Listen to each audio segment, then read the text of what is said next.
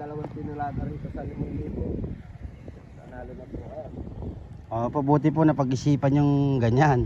Hindi, Ano ba? nag-ano ko talaga ako. Kasi doon sa amin kasi sa Surigao, yung kumpare ko ganito lang kalaki pero kumikita. Sabi ko Sa bakit? palay po kasi. Oo. Sabi ko bakit hindi natin i-apply dito eh. Pagdating ko dito, kinausap ko yung asawa ko. Magawa tayo. Ng Bispan Oo, po. pispan kasi kumikita yan. Hindi ko, ang palay kumikita man pero mas kalahati kikitain sa pispan. Mas malaki po sa Basta Bispan. maganda. Mas malaki po sa Bispan ng kita. Oo, basta kay maganda lang pag-alaga sabi ko. Kasi ang importante tubig at sa pagkain man lang eh. Oo. Yun lang po. Yun lang po importante. Oo, yun na lang importante. Hindi katulad sa palay. Palay, dami problema. Bono sa... Magpatanim pa ka, abono pa ka, patubig pa ka. Oh, pa-harvest pa ka. Oh, ito isang bisis lang. Pagka natapos na itong paggawa, pakain-kain ka na lang, alaga ka na lang. Relax ang katawan mo. Pero sa pagkaganito, nagpagod talaga ako. Ayan, may kubo pa po kayo, ano? Oo, gawa ko yan talaga ng kubo kasi hindi natin alam ang mata, isip ng tao. Mas maganda mo na talaga ako ng solar. Solar po para safety po siya. Safety Ano? talaga. Yun, nilagyan ko talaga. Para, Ilang buwan niyo pong ginawa ito? Kuya? ay,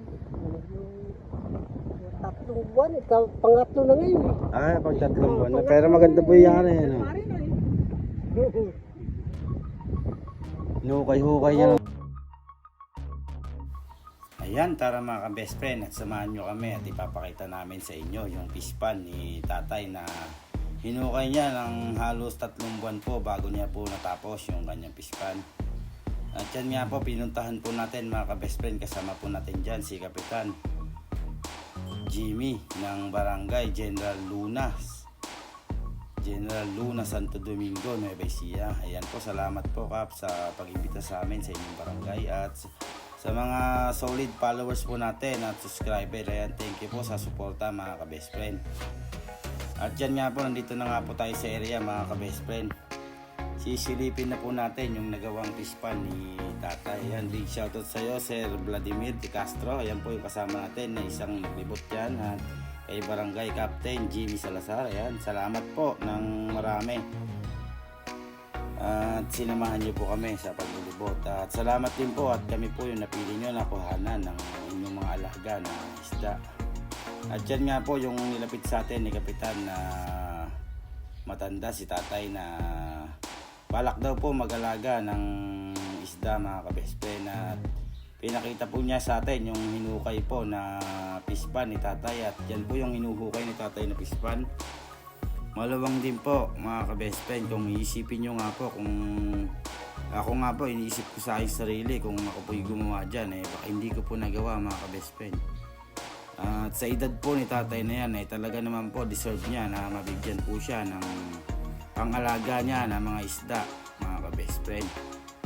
Nakita nyo naman po kung gano'n na po siya kaedad at may edad na po talaga siya kung titignan nyo po sa kanyang itsura mga ka-best friend. Kaya bibigyan po natin siya ng pangalaga niya na mga fingerlings para meron po siyang maumpisahan sa kanyang paggawa sa kanyang mga pispan mga ka-best friend. At yan, inikot-ikutan nga po natin, binidyo-bidyuhan natin mga ka-best friend yung pispan ni tatay. Ayun, may gagawin pa nga po siyang kubo sa gawing gitna mga ka-best friend para mabantayan niya raw po ang kanyang mga alaga. Ayan, big shoutout po sa mga nakakapanood ng aming mga video, lalong-lalo na po dito sa Nueva Ecija. Yan, sa mga customer namin dyan sa gawing Isabela, Ilocos, ayan, Pangasinan, La Union, Tarlac. Ayan, big shoutout po sa inyo mga ka-best friend. At sana patuloy lang po kayo sa pagtangkilik ng aming mga good quality fingerlings. Thank you po ng marami at nandyan po kayo sumusuporta sa aming mga video mga ka-best friend. At ayan nga po mga ka-best friend, ito po nasa gawing kanan po na yan. Yan po yung huling hinuhukay ni tatay na po natin siya dyan. At nagtanong-tanong po tayo sa kanya ng konti para magkaroon po tayo ng idea kung paano niya po nagawa yung kanyang pispan na yan. At sabi niya araw at gabi raw po siya naghuhukay Minsan kahit gabi na raw po nag-uukay pa rin siya mga ka-best friend. Ayan, wala po talagang imposible kung talagang tatrabahuin po natin mga ka-best friend yung gusto natin na mangyari sa ating mga buhay mga ka-best friend. Talaga pong yung imposible, pwede po maging posible mga ka-best friend. Sasamahan lang po natin ng sipag at tiyaga. Yan, katulad nga po si tatay, pinagtiyagaan niya po yung paggawa ng pispan na yan mga ka-best friend. Nakita nyo naman po kung gaano kaluwang po yung area. Yung isang butas niya po na yan, nasa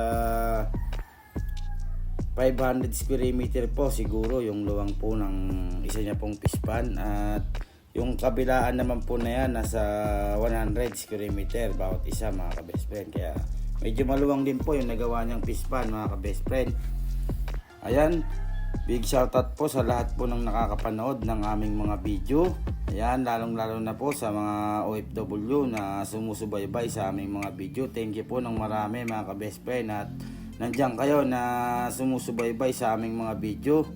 Maraming salamat po at patuloy nyo lang pong subaybayan ang aming mga video at tangkilikin ang aming mga good quality fingerlings mga ka-best friend. At mas marami pa po tayo na matutulungan na katulad po niya ni tatay na deserve na mabigyan ng pangalaga na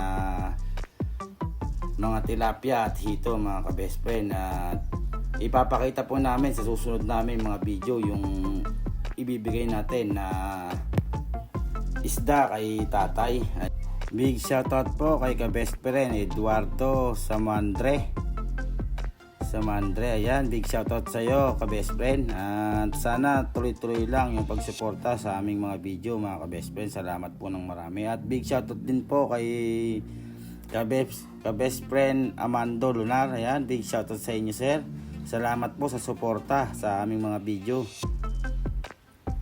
At big shoutout din po kay Sir Andrew Donaire. Ayan, thank you po ng marami mga ka-best friend. At kahit papano nakakapulot kayo ng konti-konting idea sa aming mga video mga ka-best friend. At sa mga nais pong magtanong sa amin ng kung ano-ano po tungkol po sa isda mga ka-best friend. Hindi po tayo professional pero sa experience naman po malawak po ang experience natin pagdating po sa isda mga ka-best friend.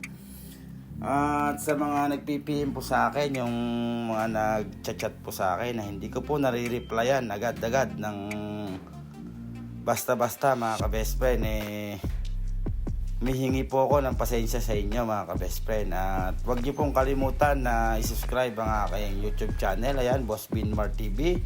Thank you po ng marami. At sa mga tumatawag po sa akin mga ka-best friend at hindi ko po nasasagot, kung minsan po kasi lagi tayong busy o kaya nasa biyahe po tayo mga ka-best friend. Ayan, pagpasensya nyo na po mga ka-best friend. At yung mga nag-PPM po sa atin na ura-urada po, nakukuha po ng mga isda na gusto nila mga ka-best friend, hindi naman po na kung nag-PM po kayo sa akin, makakuha na po kayo ng ura-urada na isda mga ka-best friend. Isiset pa po natin yan mga ka-best friend. At yun lang po, and God bless. Ingat po tayong lahat. Salamat po sa lahat ng nakapanood.